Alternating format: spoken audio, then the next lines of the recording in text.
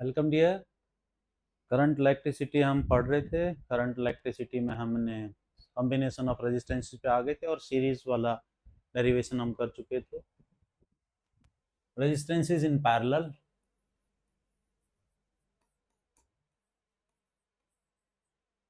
In parallel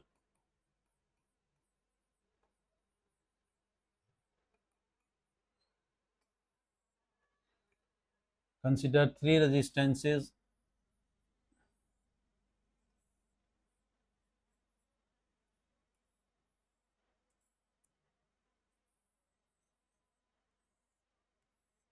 R1, R2 and R3 connected in parallel across a source of EMF V. Three resistances R1, R2, R3 connected in parallel across a source of EMF V.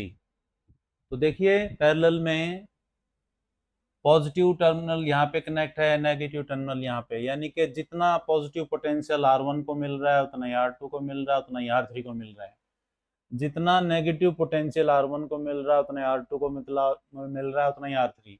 यानी कि जो potential difference इसके terminal के across है वही potential difference in R1, R2, R3 के across है।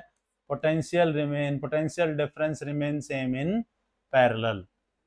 Current divides, current I1 यहाँ से जाएगा, I2 यहाँ से जाएगा, I3 यहाँ से जाएगा।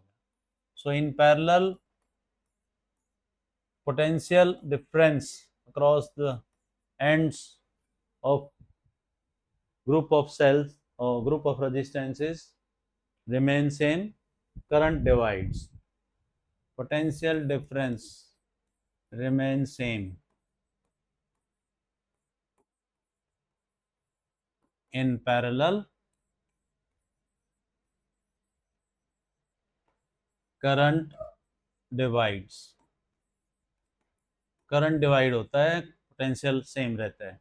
R1, R2, R3 आपको मालूम था तो ओम्स लॉ के according, therefore according to Ohm's law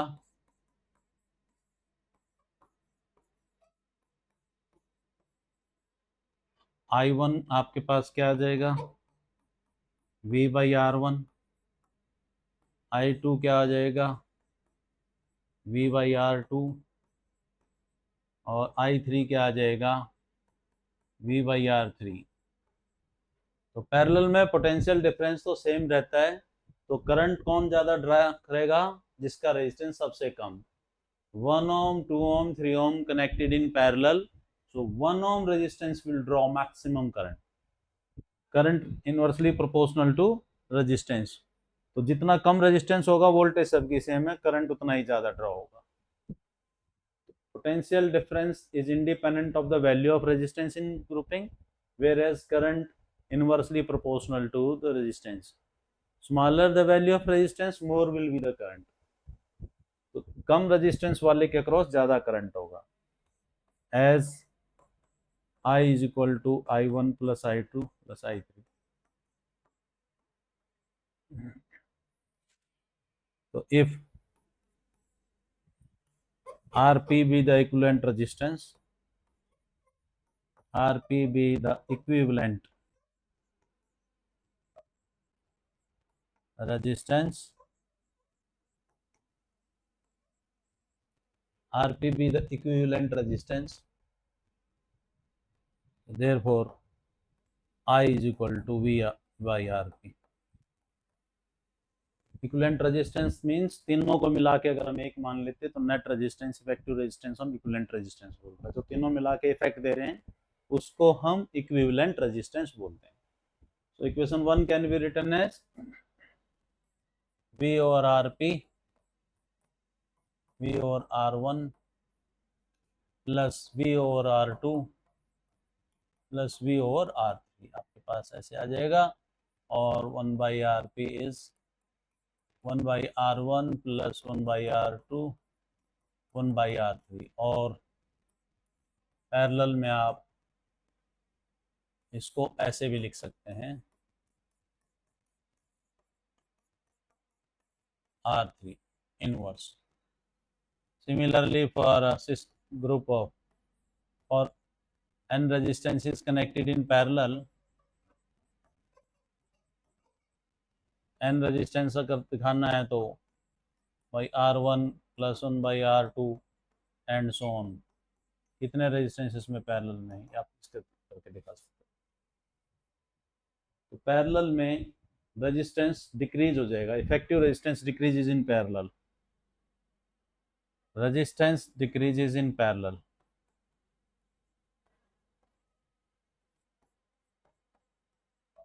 decreases in parallel.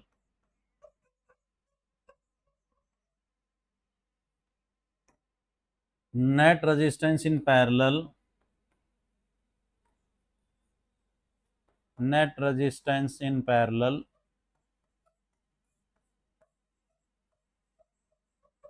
net resistance in parallel will be smaller than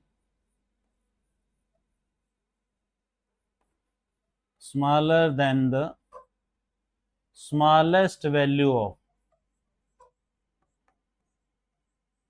will be smaller than the smallest value of resistance present in combination.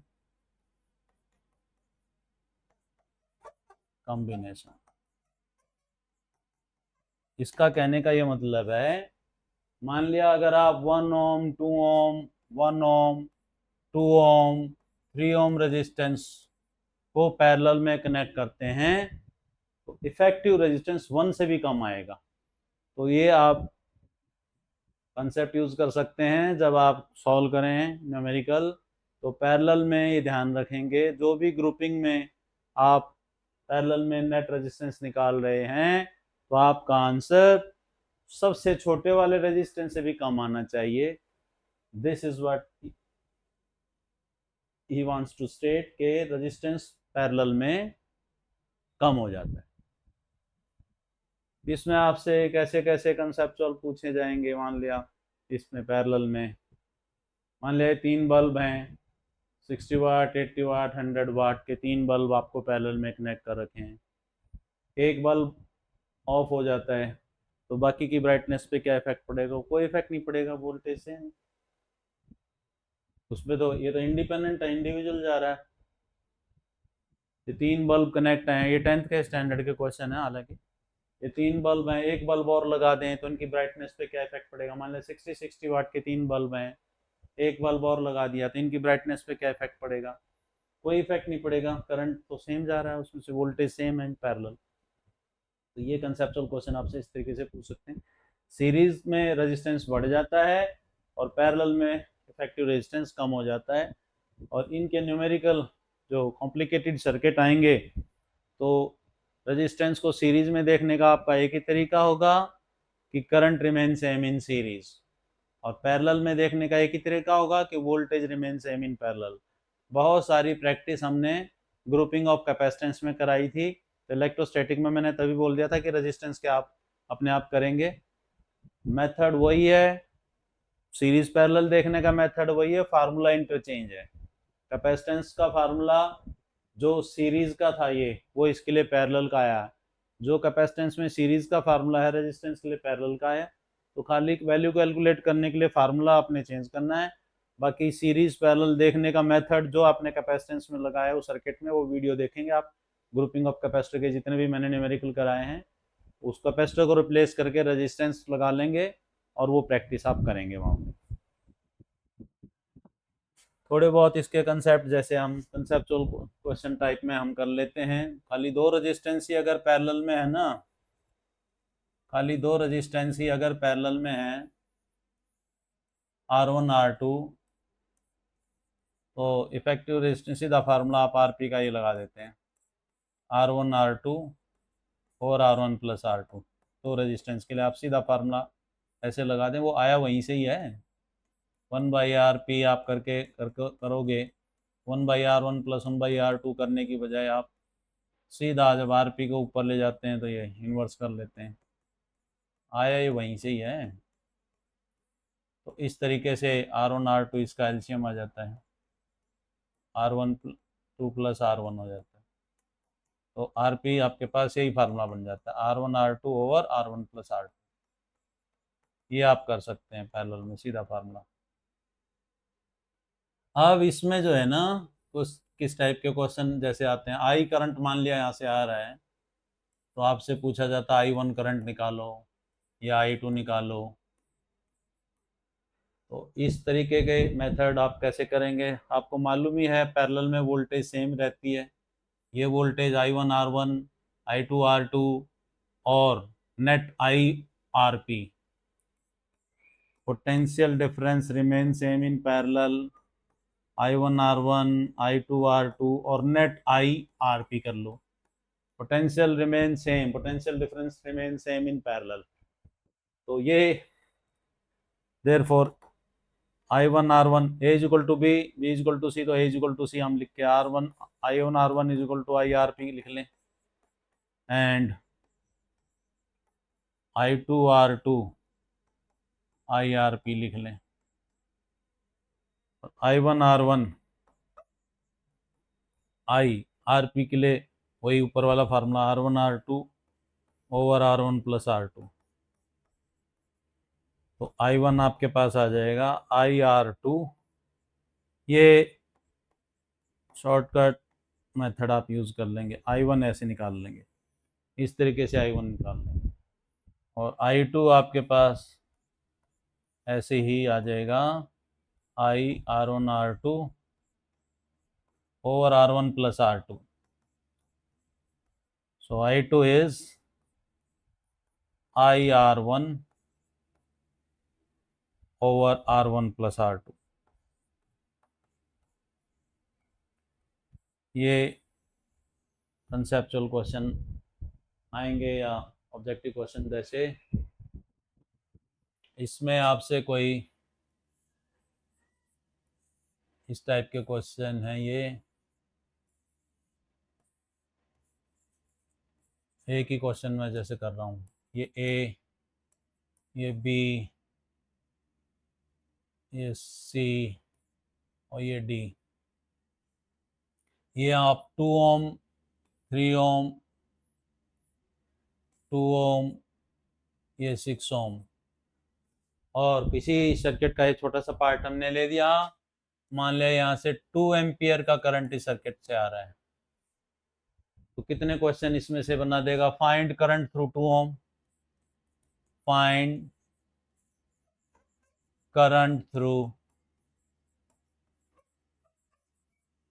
2 ओम, एक ये आ जाएगा, find potential difference between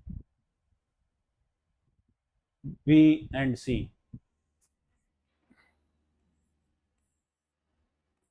find potential difference between B and C के बीच में आपको potential difference निकालना है। ठीक है, तो आप करंट आपको 2 एम्पियर ये दे दिया, 2 एम्पियर करंट यहाँ पे जाके डिवाइड होगा, इसको आपने I1 ले लिया, इसको आप I2 मान लें, इधर R1 ले लें, इधर आप R2 मान लें। जो मैंने अभी ये मेथड लगाया शॉर्टकट, ये जो ये मेथड लगाया था आपको IR2, ये सारा मिट गया, मेरा टच हो गया, मान ले कोई बात नहीं। I1 IR2 और R1 प्लस R2, अगर आपने करंट यहाँ से निकालना तो आपको निकालना सिखाई था हमने, ये कर लेते हैं दोबारा, I1 R1 IRP और I1 R1 R1 R2 over R1 plus R2। चलिए, इसको आप ये जो मेथड मैंने यहाँ पे लगाया, 2 ओम से करंट निकालना है, तो अभी आपने देखो फर्स्ट आंसर आपके पास ये आ जाएगा, सीधा करना है अब आपने, I1 IR2 over R1 plus R2। I इसमें पीछे से 2 एम्पियर आ रहा भाई, R2 ये है 3 ओम वाला, over R1 plus R2 2 plus 3, तो कितना आ गया, I1 6/5 एम्पियर आ गया। 6/5 एम्पियर। दूसरा पार्ट उसने बी और सी के बीच में पोटेंशियल डिफरेंस पूछा है, तो इंडिविजुअली भी निकाल लो और नेट करके भी निकाल लो। बी दूसरा पार्ट इस बहुत V B minus V C, V B minus V C इसलिए लिख रहे हैं भाई, हायर से लोअर पे करंट जाता है, पोटेंशियल डिफरेंस। बच्चे कहते V C minus V B क्यों नहीं लिखा, हायर से लोअर पे जा रहा है। तो V B minus V C I R P आप कर लो सीधा, I R P I R one R two over R one plus R to.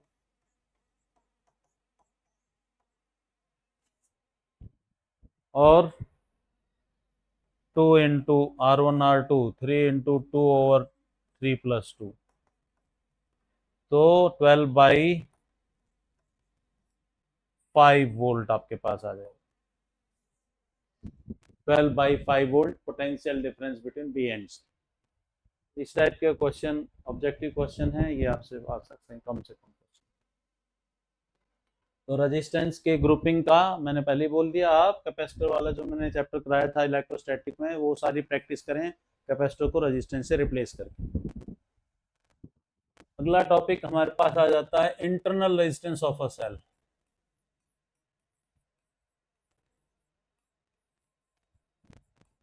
Internal resistance of a cell.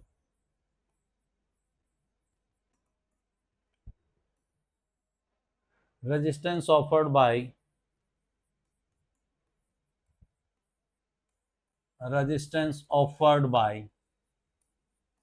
the electrolyte, resistance offered by the electrolyte of a cell is known as internal resistance.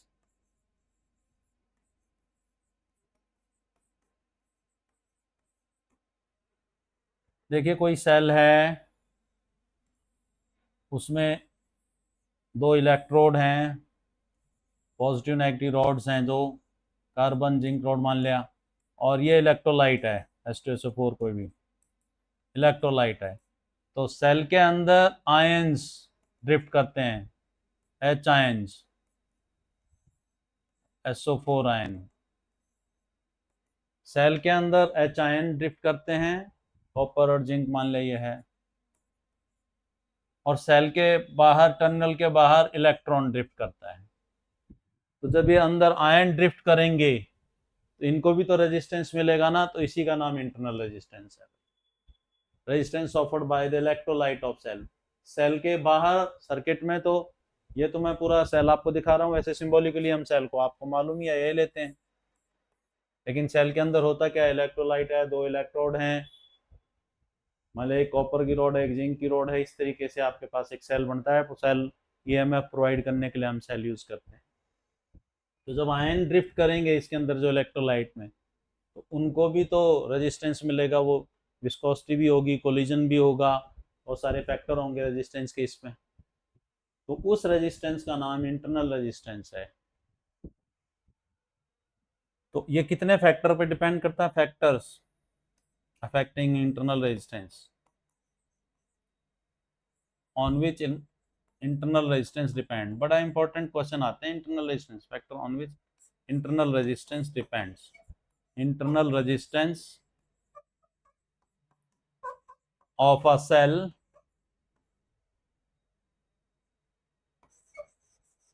depends,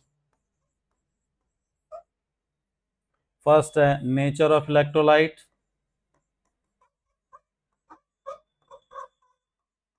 nature of electrolyte,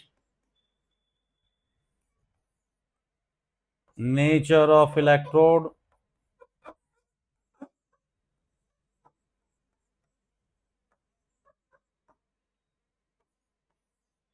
separation between the electrodes,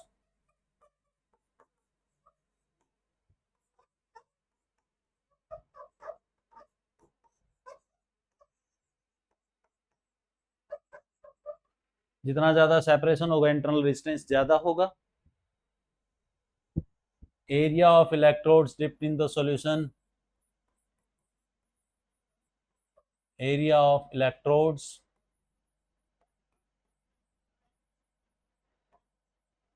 dipped in the solution. Solution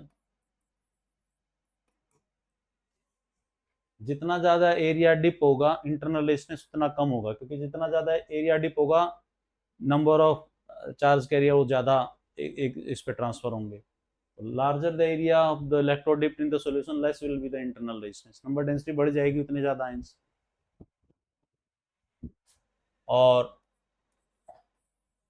temperature पे भी depend करता है internal resistance cell का. Temperature पे भी depend करता है internal resistance of a cell. अब इसमें एक वर्ड आता है EMF. EMF it is net potential difference net potential difference across the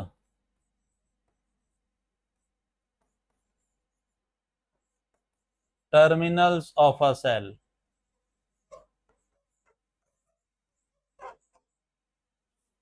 when no current is drawn.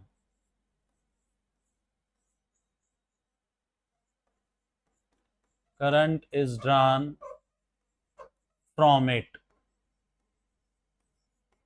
that is in open circuit.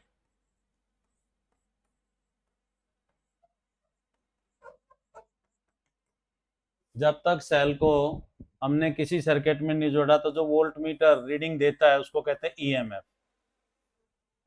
तो वोल्ट मीटर हमने connect करके देखा, जो टर्मिनल वोल्टेज दिखा रहा है, डिफरेंस दिखा रहा है, उसको बोलते हैं ईएमएफ. ई से रिप्रेजेंट कर लेंगे. एक वर्ड आता terminal voltage.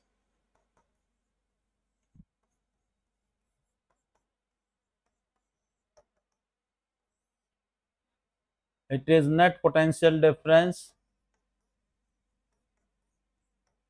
across terminals of cell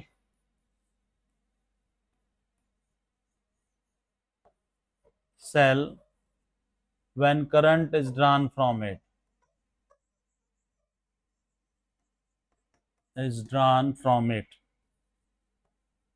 Current is drawn from it. That is in closed circuit. जब हमने सर्किट ऑन कर दिया, जब तक हमने सर्किट ऑन नहीं किया था तो जो वोल्ट मीटर हमने पॉजिटिव नेगेटिव के बीच में लगा रखा था, टर्मिनल के बीच में, वो जो बता रहा था वो ईएमएफ बता रहा था. जैसे ही हम इसको किसी सर्किट में कनेक्ट कर देंगे, जैसी सर्किट में हम कनेक्ट कर देंगे इस सेल को, जैसी सर्किट में, तो वही वोल्ट मीटर जो इसके पैर उस पे लगा रखा टर्मिनल, वो अब कम बताएगा, वी बताएगा. ई की बजाय क्या बताएगा, वी बताएगा, जैसे ही इससे आप करंट ड्रॉ करोगे. ऐसा क्यों हो रहा है भाई?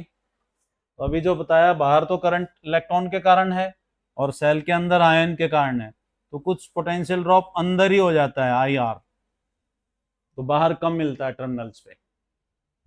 ईएमएफ था जब तक इस सेल से कोई करंट ड्रा नहीं कर रहे, नेट पोटेंशियल डिफरेंस ये है. जैसे ही आपने सेल को जोड़ दिया किसी सर्किट में, करंट ड्रॉ किया, सिंबॉलिकली हम ऐसे लिखते हैं, एक्चुअल में सेल ऐसा होता है पता ही आप. सिंबॉलिकली उसमें टर्मिनल दिखा देते हैं, अंदर इलेक्ट्रोलाइट दिखा रखा है. मैंने कंप्लीट आपको इमेजिन करने के लिए, विजुअलाइज करने के लिए बनाया है डायग्राम. अब जैसे ही आप उसको सर्किट में जोड़ोगे, वही वोल्ट मीटर जो दिखा रहा था, वोल्टेज ड्रॉप हो जाएगी उसकी. क्यों? क्योंकि कुछ वोल्टेज सेल के अंदर ही ड्रॉप हो जाएगी. आयंस का जो होगा वो पोटेंशियल डिफरेंस ले लेगा, यानी कि टर्मिनल वोल्टेज V जो मिलेगी वो नेट में से इतना घट के मिलेगी, आई आर वो अंदर ही ड्रॉप हो जाएगा. तो V is terminal voltage, E EMF, R इसका वो आ जाएगा. ये R अगर इसका रेजिस्टेंस है तो इस AB के अक्रॉस जो वोल्टेज बता रहा है, ये जो वोल्टेज है वो इस AB के अक्रॉस की सेम है भाई. तो टर्मिनल वोल्टेज EMF में ये रिलेशन है. इसका अब हम और डेरिवेशन कर सकते हैं इंटरनल रेजिस्टेंस का. जैसे आप कोई सेल का सिंबल हम यूं लेते हैं, ये इंटरनल रेजिस्टेंस स्मॉल ऐसे दिखा देते हैं। ये जब तक ओपन सर्किट है, आपने कोई वोल्टमीटर इस पे लगा रखा है, वो इसकी मेजर कर रहा है ईएमएफ, ई बता रहा है। जैसे ही आपने सर्किट क्लोज कर दिया, अभी तक कोई करंट नहीं है, ये ए बी रेजिस्टेंस आर,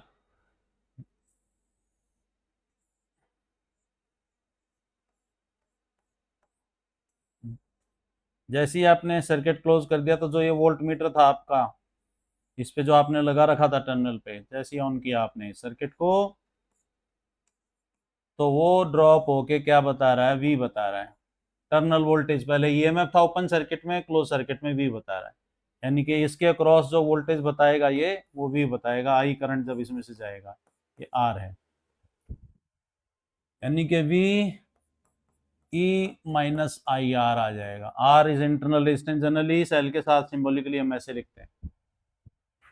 तो ये आप अलग अलग फॉर्म में कैसे लिख सकते हैं, as V is equal to I R, जो जो ये वोल्टेज है वही इसको मिल रही है पैरेलल में, तो therefore equation 1 can be written as I R is equal to, और आई आर ए और I R plus R E, R plus R, यानी कि ये आपको बताना चाह रहा है इक्वेशन, किसी भी सर्किट में जब आप नेट करंट, जब किसी भी सर्किट में आप नेट करंट निकालेंगे तो एक्सटर्नल रेजिस्टेंस में सेल का इंटरनल रेजिस्टेंस भी ऐड करेंगे। Effective resistance in a circuit will be the sum of internal resistance plus resistance present in the circuit। जब भी करंट निकालेंगे internal resistance of the cell को जरूर कंसीडर करेंगे। Internal resistance of a cell affect the net current of the circuit. तो ये हो गया आपका conclusion, that is in effective resistance of circuit, in effective resistance of a circuit, internal resistance of the cell, internal resistance of cell is included। Equation 1 को एक और form में लिख सकते हैं, equation 1 can also be written as, also be written as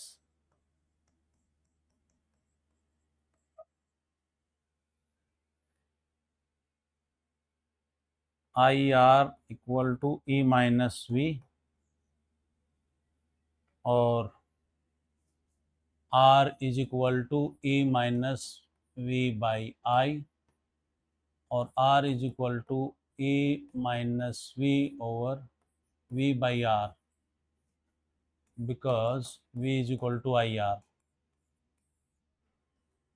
और R is equal to E minus V upon V into are. Internal resistance of a cell के आपके पास न्यूमेरिकल आएंगे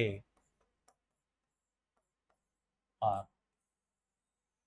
EMF, terminal voltage, external resistance और internal resistance में ये relation है।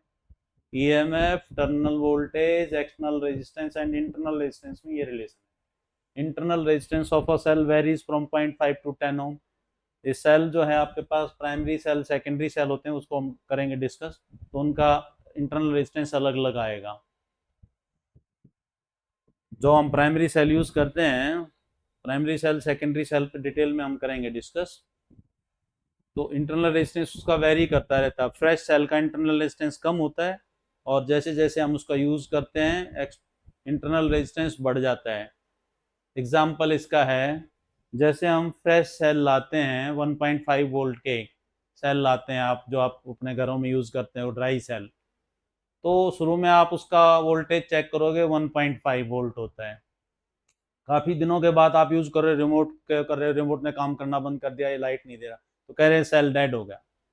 तो आप सेल की अगर वोल्टेज चेक करेंगे उस टाइम पे, तो वोल्टेज 1.4 वोल्ट मिलेगी। तो ऐसा क्या हुआ कि 1.5 वोल्ट पे तो वो काम कर रहा था, और 1.1 वोल्ट ड्रॉप होते ही उसने काम करना बंद कर दिया। 1.4 वोल्ट पे वो काम नहीं कर रहा। वो होता ऐसे है, जो फ्रेश सेल है तो उसमें मान लिया इंटरनल रेजिस्टेंस है 0.5 ओम, तो करंट क्या हो जाएगा 1.5 अपॉन 0.5 ओम, 3 एम्पियर बन रहा है। लेकिन जब वो सेल हमने यूज किया काफी दिनों तक यूज किया, तो उसकी वोल्टेज ड्रॉप होगी 1.4 वोल्ट, लेकिन रेजिस्टेंस उसका 10 ओम तक पहुंच गया, 0.5 से 10 ओम तक पहुंच गया। अब करंट निकालना 1.5/10, तो क्या 0.15, तो इसीलिए वो सेल काम करना बंद कर देते हैं, क्योंकि इंटरनल रेजिस्टेंस बढ़ जाता है उसका, प्राइमरी सेल का। जो भी आप सेल घरों में रिमोट के लिए या किसी और पर्पज के लिए यूज कर रहे हैं, सेल बदलते हैं आप, तो इंटरनल रेजिस्टेंस बढ़ने के कारण वो करंट देना बंद कर देता है। उस पर करेंगे इंटरनल, ये इस पे सेल का भी हम करेंगे। तो इंटरनल रेजिस्टेंस पे न्यूमेरिकल कैसे कैसे आते हैं भाई। तो आपने देख लिया डिस्चार्जिंग ऑफ सेल, हम ऐसे दिखाते हैं डिस्चार्जिंग ऑफ सेल, इस पे न्यूमेरिकल बहुत बढ़िया बढ़िया आएंगे, अच्छे अच्छे आएंगे। डिस्चार्जिंग ऑफ सेल होगा तो टर्मिनल वोल्टेज जो है इसको कहते हैं डिस्चार्जिंग। अगर ऐसे है इसको कहते हैं डिस्चार्जिंग। ये मान लिया 1.5 वोल्ट है, ये 1 ओम का है मान लिया, या 0.5 ओम है ये, और 1 एम्पियर इसमें से जा रहा है, तो डिस्चार्ज, तो टर्मिनल वोल्टेज आती है V is to E minus I R. Terminal voltage या इसके बीच का पोटेंशियल डिफरेंस भी ऐसे आएंगे आपके पास क्वेश्चन। ये 1.5 है माइनस 1 एम्पियर मैं बोल रहा हूँ, 0.5 मैंने इसका लिखा, तो यार 1.5 माइनस 0.5, तो 1 वोल्ट आ रहा है। ए और बी का potential difference, terminal voltage 1 volt आएगी। During charging of cell, during discharging, during discharging of cell, during discharging of cell, terminal voltage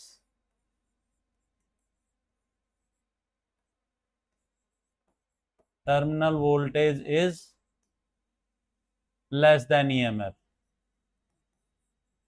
less than EMF. During charging of cell, जब हम cell की charging करेंगे, ये symbolically हम ऐसे दिखा रहे हैं इंटरनल रेजिस्टेंस, तो चार्जिंग ये ऐसे होती है चार्जिंग।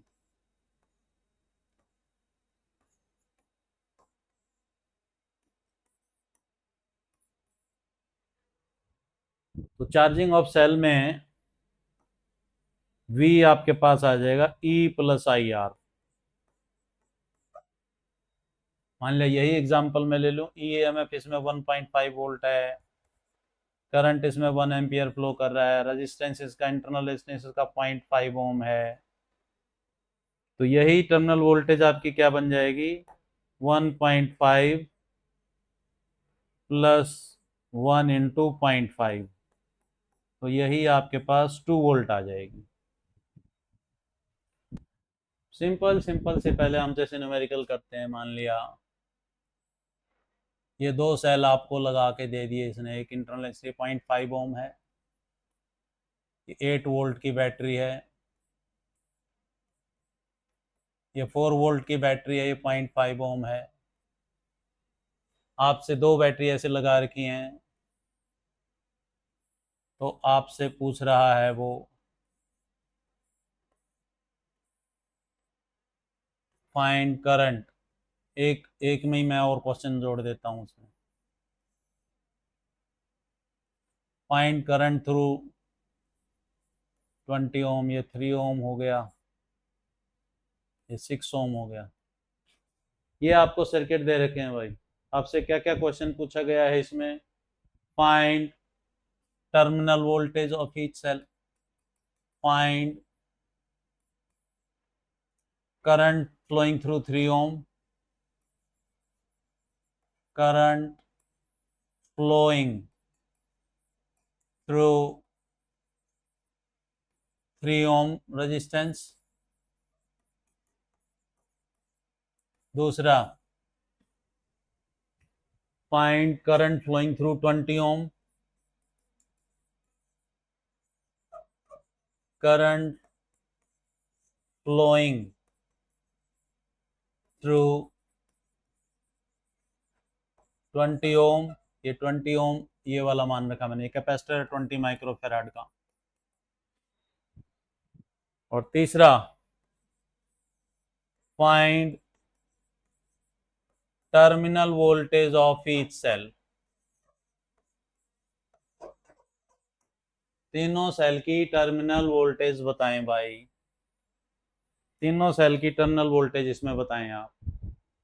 तो अभी हमने किया कि नेट रेजिस्टेंस निकालने के लिए internal resistance of cell is also included.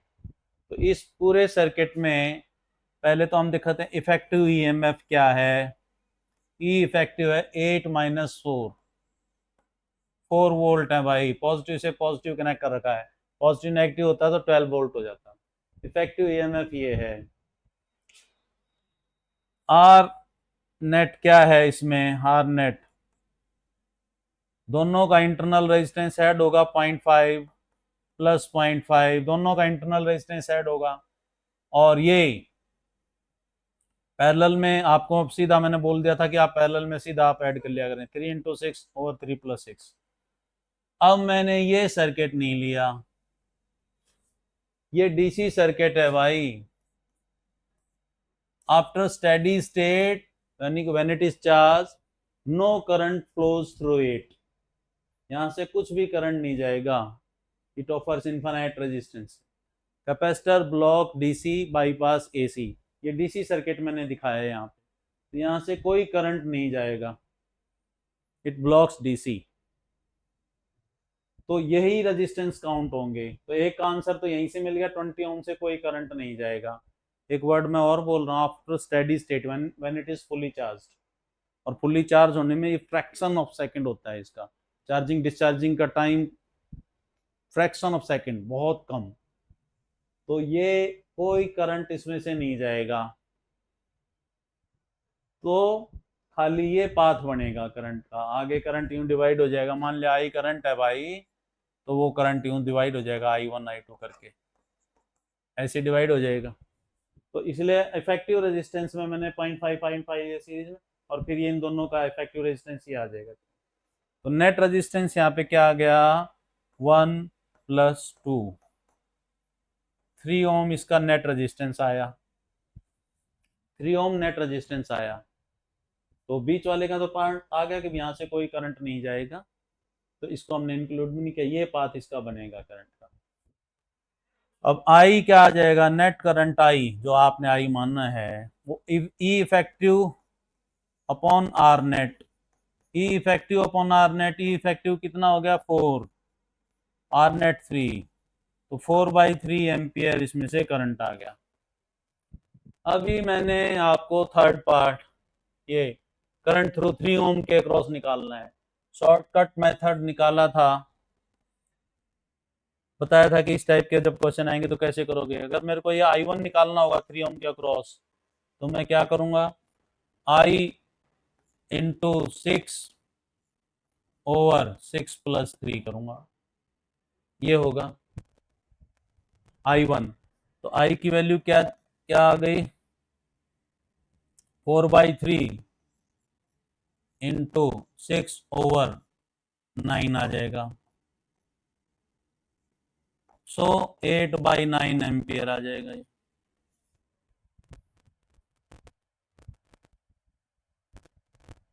4/3 IR over IR2 over,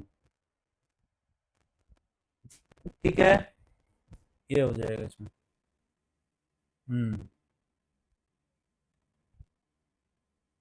ठीक है, 8/9 एम्पियर, एक आंसर आपके पास ये आ गया। इसीलिए मैंने वो करवाए थे कि ऐसे आपके पास क्वेश्चन आ सकते हैं। अब ये सामने करा रखा है, इस पर्टिकुलर सर्किट में एक सेल की चार्जिंग हो रही है और दूसरे सेल की डिस्चार्जिंग हो रही है। 8 वोल्ट वाले की डिस्चार्जिंग हो रही है, इसका नाम दे देता हूँ E1 सेल का नाम, और इसका नाम दे देता हूँ E2। और एक की डिस्चार्जिंग मैंने साथ के साथ यहाँ पे दिखा रखा आपको, वही हम यहाँ पे इस न्यूमेरिकल में यूज कर रहे हैं। तो फॉर E1 टर्मिनल वोल्टेज क्या हो जाएगी, V आपके पास आएगी 8 minus I are, 8 minus I, total हमारा कितना आया था 4/3 एम्पियर, इफेक्टिव 4/3 आया था हमारा, ठीक है। और आर कितना है इसमें 0.5 है, तो ये आपके पास क्या आ जाएगा 8 माइनस 2/3 और 22/3 वोल्ट आपके पास रह जाएगा, यानी कि 7 पॉइंट समथिंग आ जाएगा V terminal voltage for E1। और फॉर E2 आप क्या कर लेंगे, फॉर E2 V आएगा आपके पास 4 प्लस आई आर। देखो ये 4 से बढ़ जाएगी, वो 8 से घट गई थी, वो 8 से घट गई E1 के लिए, E2 के लिए 4 से बढ़ जाएगी। तो ये हम साथ के साथ ऐसे कंसेप्ट कर रहे थे, इंटरनल रेजिस्टेंस पे कैसे कैसे क्वेश्चन आपके पास आते हैं। इंटरनल रेजिस्टेंस पे एक जो बोर्ड का क्वेश्चन आ रखा है वो और कर लेते हैं। एक आपके पास 3 नंबर में बोर्ड में आ रखा है, two identical cell each of EMF 1.5 volt, each of EMF 1.5 volt, two identical cell each of EMF 1.5 volt when connected across an external circuit as shown. Find internal resistance of each cell. Two identical cells each of EMF 1.5 volt when connected across an external circuit as shown, their terminal voltage drops to 1.4 volt. Find internal resistance of each cell. So parallel में EMF same रहेगी, तो ये 1.5 volt है। Terminal voltage उसने कहा कि जब ये बाहर वाले सर्किट से जोड़ा 1.4 वोल्ट रहेगी। बाहर वाला सर्किट आर एक्सटर्नल कितना रह गया इसमें 17 into 17 over 17 plus 17, R1 R2 और R1 plus R2 are external, तो ये कितना हो जाता है 17 इंटू 17 ओवर 34, 17/2 ओम रह गया आर एक्सटर्नल। पैरेलल में जो आर डैश रह जाएगा, इनका इंटरनल रेजिस्टेंस आप निकालेंगे पैरेलल में। पैरेलल में इंटरनल रेजिस्टेंस जब आप करेंगे तो 1/r प्लस 1/r, आर आपने मान रखा था एक का, तो देयरफॉर आर डैश आपके पास रह जाएगा R/2। आपको अभी हमने इंटरनल रेजिस्टेंस का रिलेशन कराया था, internal resistance is equal to EMF over terminal voltage -1 into external resistance. ये हमने रिलेशन अभी स्टार्टिंग में किया था, internal resistance, external resistance, EMF और टर्मिनल वोल्टेज में। ये बोर्ड में 3 नंबर का न्यूमेरिकल आया हुआ था, कई बार आया, एक बार भी नहीं। तो इंटरनल रेजिस्टेंस कैसे निकालेंगे, R/2 इक्वल टू ये 1.5 से वोल्टेज ड्रॉप हो गई थी 1.4 -1 इंटू 17/2। ये R आपके पास आ जाएगा, सॉल्व करते जाएंगे 1.5 -1.4 ओवर 1.4 अपने आप सॉल्व करेंगे आगे इंटू 17 ओम। ये इंटरनल रेजिस्टेंस आपके पास आ जाएगा।